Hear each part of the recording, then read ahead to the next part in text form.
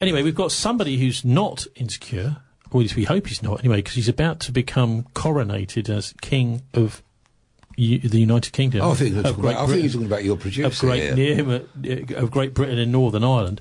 That is King Charles. He's going to get his coronation in May. Will you be going, John?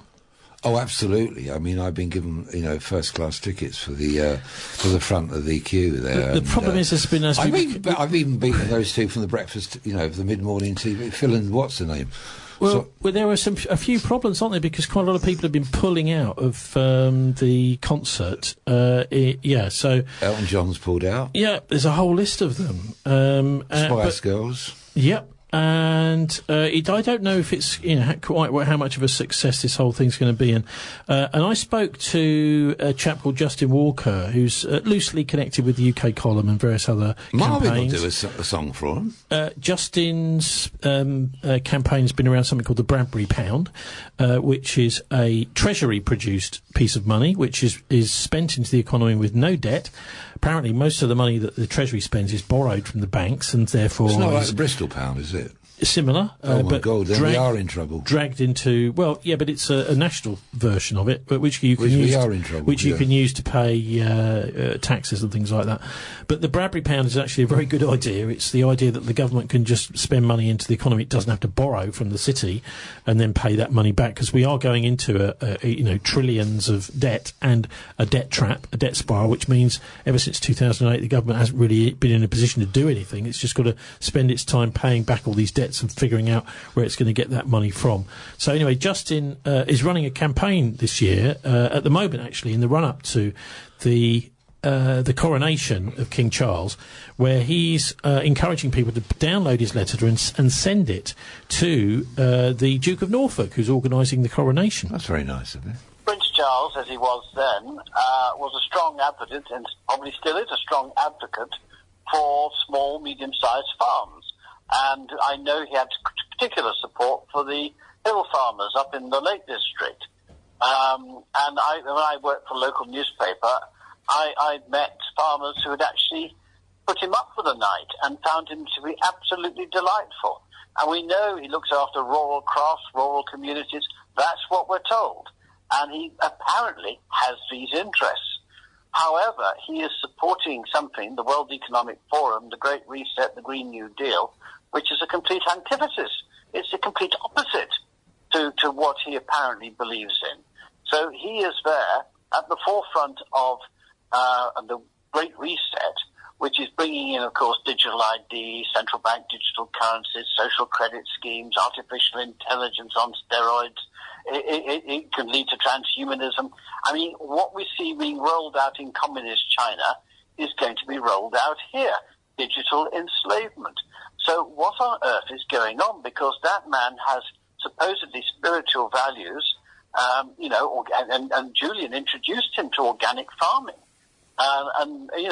So this is the thing I don't understand, Tony. How can a king who supports the things that we believe in can be the public figure for the Great Reset, which is bringing in a digital tyranny? Now, at the coronation, he has to take something called the Coronation Oath. Now, we've not had one for 70 years, so it's a bit of history for people. They don't know what the Coronation Oath is.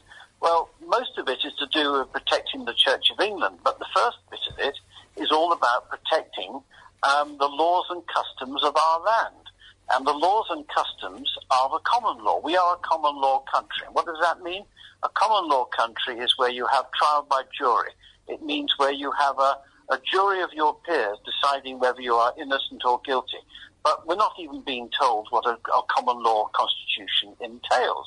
Magna Carta 1215 makes it quite plain that you are entitled to a trial by jury of your peers. But what we're not told is that the people can adjudge the legislation being used to prosecute. So in other words, if the politicians come up with statutes and acts, the people can actually overturn those statutes and acts by finding somebody not guilty of doing something under a particular statute. So in other words, they adjudge the actual law, the rule of society being used. And if they're not happy with it, if they think it's unjust and not workable, they can actually find the individual not guilty with the recommendation to annul that legislation and start the process to annul that legislation. That means we have a complete check over our politicians. That means the politicians are kept in their box, if you like. And the monarch also has the right to not give royal assent. It's not automatic. When they say an act's been passed, the king then gives his assent to that bill, so it becomes an act, etc. No, a king can refuse royal assent if he genuinely, or she, if it's a queen, believes that the people's rights and ancient rights and privileges... Yeah, but sorry to interrupt you, Justin, but the opposite has been the case. Rob Evans at The Guardian has done a fantastic job over the last probably 10 years, including this stuff about the Black Spider letters, in uncovering Prince Charles, when he was prince's, interference in laws. So he's basically he's got his staff going through every new law that's about to be enacted, and certain clauses that might affect him get removed, certain clauses which exempt him get added. So he's been doing the opposite. I don't know. I think he's obviously doing that behind the scenes. He had been until Rob Evans in The Guardian exposed the fact that, Charles has actually been altering laws before they get enacted in order to make sure... So, for example, one of his estates might have to pay more tax. So if his Duchy of Cornwall may have to pay more tax, he will write in an exemption to the law in it. Yeah, but the last official time that the royal assent was not given was in the reign of Queen Anne, 1708, to stop a Scottish... Well, yeah, but this is how clever it is. They're not giving assent. What they're doing is they're adding clauses, taking away clauses, sort of thing. I think you're probably correct. What goes on... What is happening, Tony, is everything is no longer transparent, no longer accountable. Well, for example, can I just interrupt again? Sorry. For example, all the dealings from the Freedom of Information Act were supposed originally to include anything that was affecting the government that was involved royals. Charles has now managed to get himself exempted, and the royalty exempted from the Freedom of Information Act, citing national security, and largely because of people like Rob Evans in the Daily Mail, actually using the FOI to show what people like him and his staff are up to behind the scenes. Yeah, well, as I said, I am no lover of the current Royal House of Windsor, or more accurately, the Saxe-Coburg and Gotha. And they only changed their name to Windsor when Gopher bombers were dropping bombs on London in 1917. So I am no lover of the Royal House of Saxe-Coburg and Gopher. And if he takes his coronation oath under God, and he says he's going to protect our laws and customs, which is our common law, but he is a signed-up member and launcher of the World Economic Forum's Great Reset, they're two totally incompatible. Something's got to give.